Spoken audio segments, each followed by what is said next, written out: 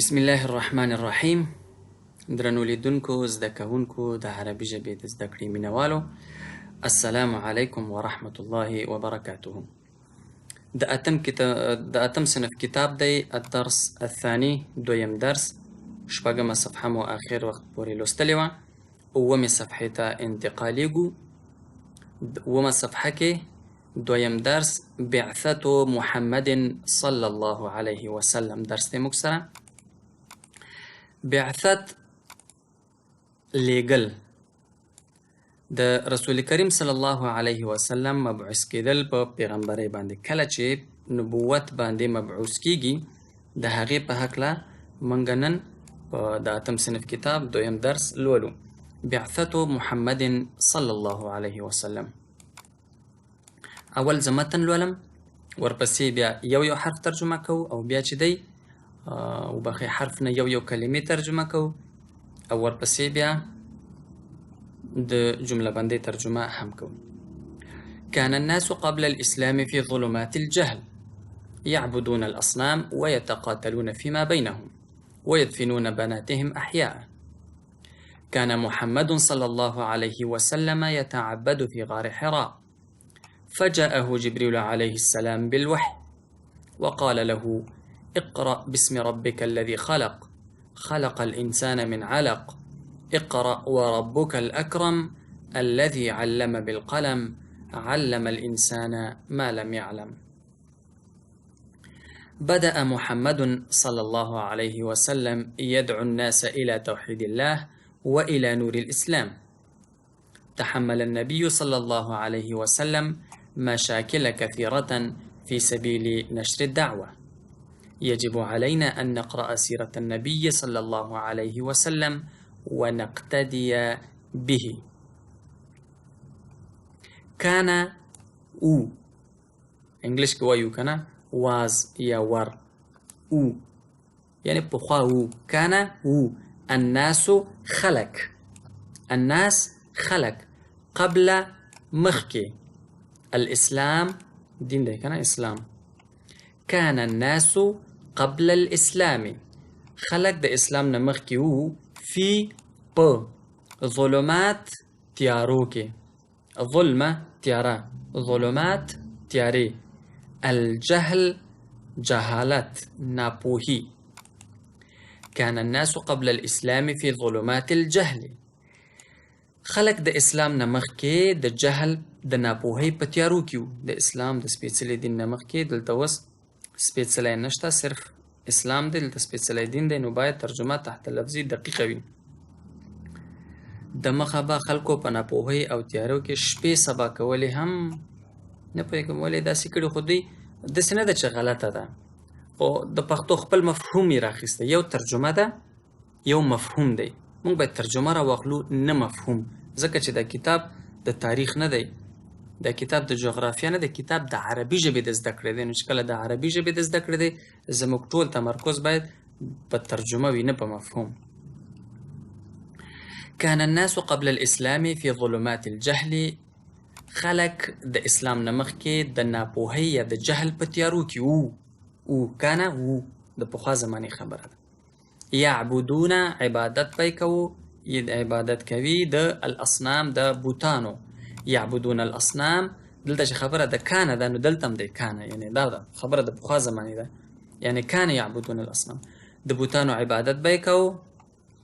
ویتقاتلون یو جنگ دی چې هغې ته عربي کې شجار وایي، یتشاجرون. دلته چې دی یتقاتلون، هغه جنگ نه مطلب دی چې یو بل وژني. جنگ دوه قسمه وي، یو داسې جنگ وي چې یو بل وهل ټکول دا وي، یو هغه وي چې یو بل پسې وسلې ریستې وي او د یو بل د وژلو اراده لري. نو په عربي کې فکر کوم د دوړ لپاره د او پښتو کې د دوړ لپاره د جنگ کلمه استعمالیږي، خو عربي کې یو ته مشاجره وایي، بل ته مقاتله وایي. یتقاتلون مطلب هغه جنگ دی چې یو بل قتل پکې کېږي.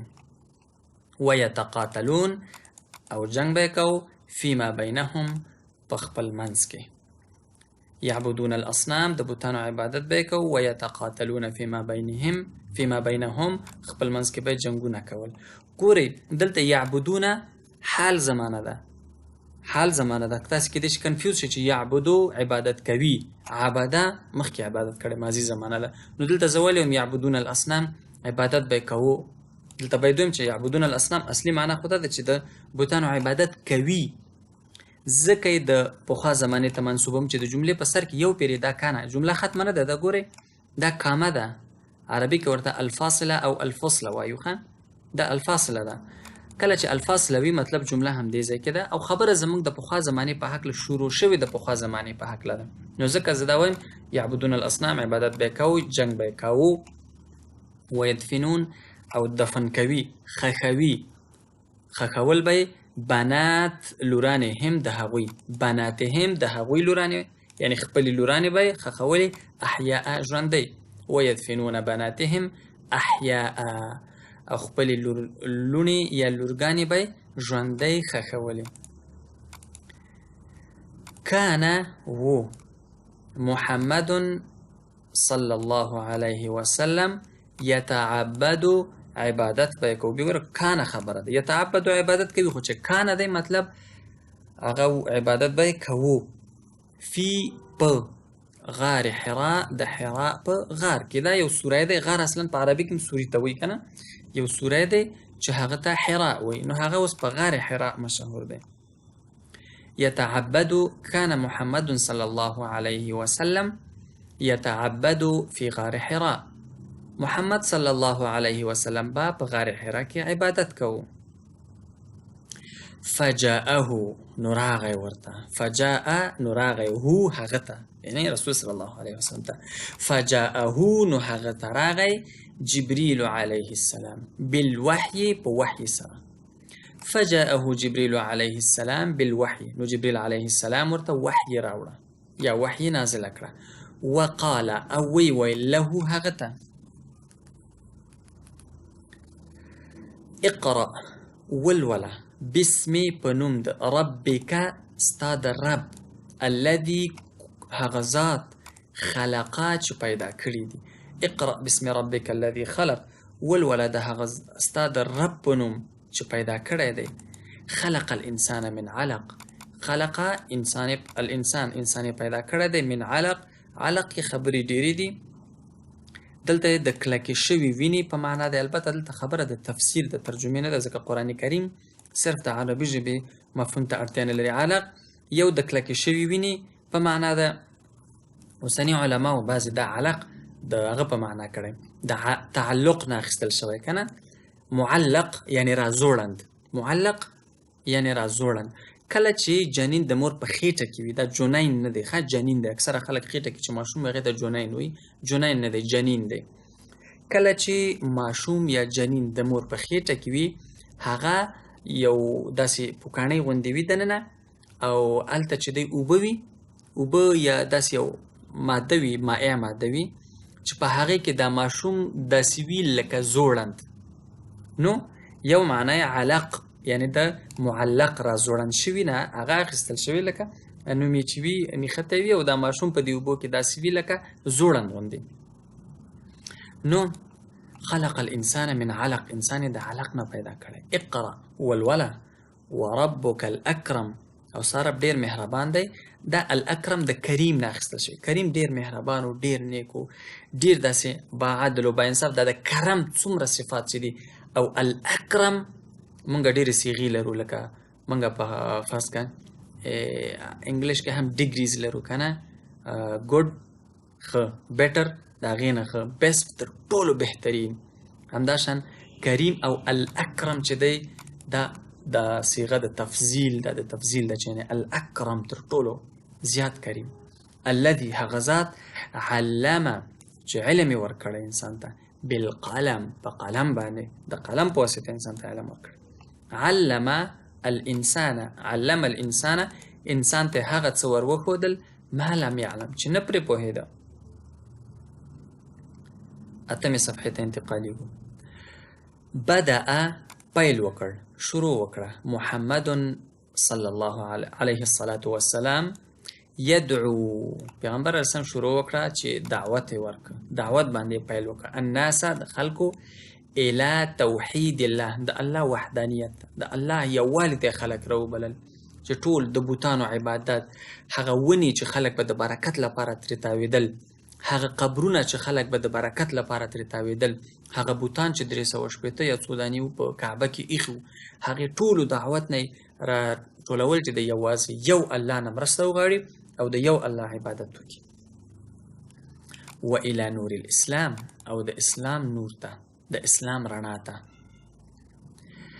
تحمل النبي صلى الله عليه وسلم مشاكل كثيرة في سبيل نشر الدعوة تحمل تحمل کړي ويزغملي ويقالل مشاكل مشكلات ستونزي كثيرة دير زياد في سبيل لارا نشر خبرول الدعوة دعوات تحمل النبي صلى الله عليه وسلم مشاكل كثيرة نبي صلى الله عليه وسلم دير ستونزي وزغملي تحمل کړي في سبيل نشر الدعوة دعوات خبرولو کې يجب علينا پرموږ لازم دا واجب مطلب لازم علينا پرموږ باندې ان نقرأ چې ولولو سیرت النبي صلى الله عليه وسلم د رسول صلى الله عليه وسلم سیرت ونقتدي به او په هغه اقتدا وکړو اقتدا مطلب دا چې هغه کوم کارونه کړي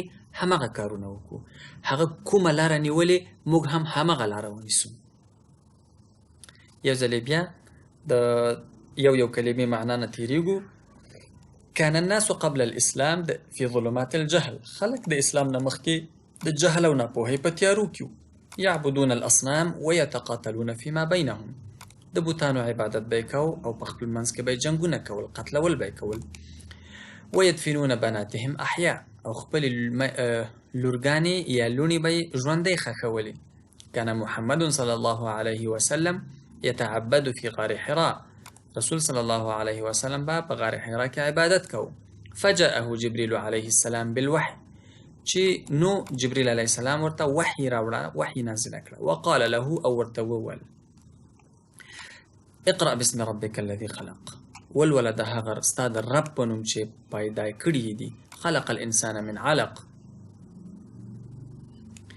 انسان پیدا کړ د کلکی ویني یا د رازوړن شوی څخه دا کلکه ماده یا کلکه وینه پړن شوی وینه د دې په معنی هم اخیست اقرأ وربك الأكرم والولا او ربستا کریم دی الذي علم بالقلم هغه ذات چې د قلم په واسطه انسان ته ورزده کړی دی علم الانسان ما لم يعلم هغه څه چې انسان پرې نه پوهیده بدأ محمد عليه الصلاة والسلام يدعو الناس إلى توحيد الله رسول صلى الله عليه وسلم پیل وکړ چې خلق باید د الله توحید ته رابلل وإلى نور الإسلام او د اسلام نور ته رڼا ته تحمل النبي صلى الله عليه وسلم مشاكل كثيرة في سبيل نشر الدعوة نبي صلى الله عليه وسلم ډېرې زیاتې ستونزې وزغملې د دعوت د نشرولو خپرولو په لاره کې يجب علينا أن نقرأ سيرة النبي صلى الله عليه وسلم ونقتدي به پر موږ لازمه ده چې د نبی صلی الله علیه وسلم سیرت ولولو تاریخ ولولو ونقتدي به او په هغه اقتدا وکړو څنګه چې هغه کوم کارونه کړي هماغه موږ وکړو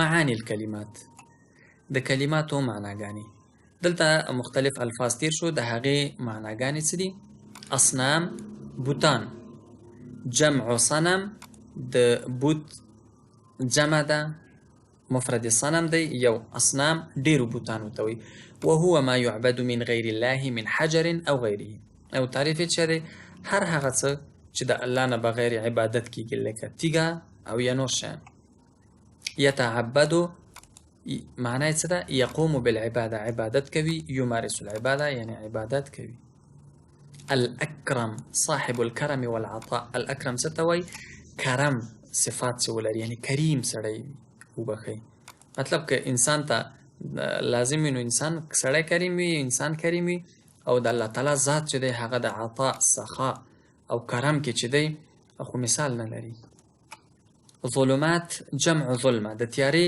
جمع ده وهي ضد الضوء، درنا والنور درنا ضد، والمراد منه الضلال او هدف ترې دلته ګمراهي ده. چې کله موږ تیارې کنه د ناپوهۍ تیارې مطلب ګمراهي ده، رښتیا هم تیاره نه ده چې رڼا پکې نشته، لایټ نه دی لګېدلی.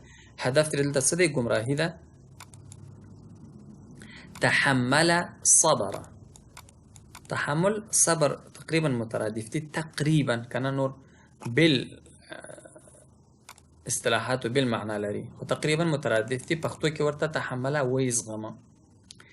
نقتدي من الاقتداء وهو الاتباع، ده اقتداء نه دی او هغه اتباع ده چې مونږه اتباع وکړو. التدريبات. التدريب الأول، أجب عن الأسئلة الآتية، د لاندې سوالونو جواب راوړئ. من الذي بعثه الله بالنبوة؟ من الذي دا سوالونو به تاسو جواب کوئ. الله تعالی په نبوت څوک راستولی؟ محمدا، بعث الله نبيه محمدا صلى الله عليه وسلم، أو بعث الله محمدا صلى الله عليه وسلم بالنبوة. ما وظيفة الرسول صلى الله عليه وسلم؟ نشر الدعوة. ماذا أنزل الله على الرسول صلى الله عليه وسلم؟ الوحي. ماذا يجب علينا نحو السيرة؟ السيرة أروند من بانت لازم دي.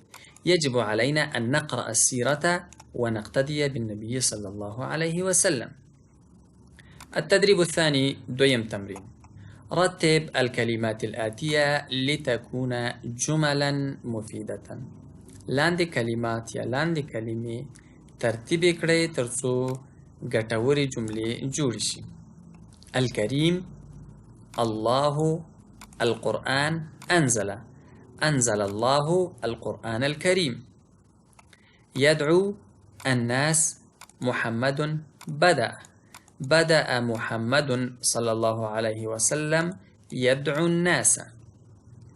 الله عما نهاك ابتعد، ابتعد عما نهاك الله. ابتعد لرشه عما د هغه څه نه نهاک چې منع کړی الله، د هغه څه نه لرشه چې الله منع کړی. المعلم، الفصل، وصل إلى، وصل المعلم إلى الفصل، وصل ورسد المعلم معلم ښوونکی إلى تا الفصل صنف. وصل المعلم إلى الفصل، معلم یا ښوونکی ورسید الصنف ته. التدريب الثالث، املأ الجدول كما في المثال. دا جدول ولولئ او ډکې کړئ لکه څنګه چې په مثال کې دی. ماض، ماض، مضارع، امر. دا اوس ډېره غټه موضوع ده، نو که تاسې دا تعقیبوئ دا درسونه، دلته خو به زه دا حل کم، خو تفصیل دا ډېر تقریبا نیم ساعت یو ساعت بیل درس دی د ماضي و مضارع او امر. ماضي کې یو ورځ درس دی، مضارع کې یو ورځ درس دی، امر کې یو ورځ درس دی. خو د دې لپاره چې صحیح زده کړئ، په زما یوټیوب چینل کې چې سرچ باکس کې بله ورځ مې شرحه کړه، اصغر صلاح ورکئ. هلته چې دی د نحوې او صرف بېله برخه ده، بېل درسونه دي، هلته تاسې کولی شئ چې دا درسونه تعقیب کړئ. ماضي، مضارع، امر. نو فی الحال به دا تمرین زه حل کړمه، خو بیا به چې دی زه انشاءالله هغې نحوې برخه کې پوره تاسې ته تفصیل کې شرحه کړم. بعث لېږلی دی، یبعث لیږي، ابعث ولیږه، علم زده یې که، یبعث او یعلم زده کوي، اعلم زده که. ماضي پخوانی زمانه ده، مضارع حال و مستقبل دی، او امر خو امر دی، ریکوست دی، یو څه کول دی، غوښتنه ده. فهم، یفهم، افهم. فهم پوه شوی، ماضي زمانه ده. یفهم پوهیږي، افهم پوشه. سمع واورېده، یسمع اوري، اسمع واوره.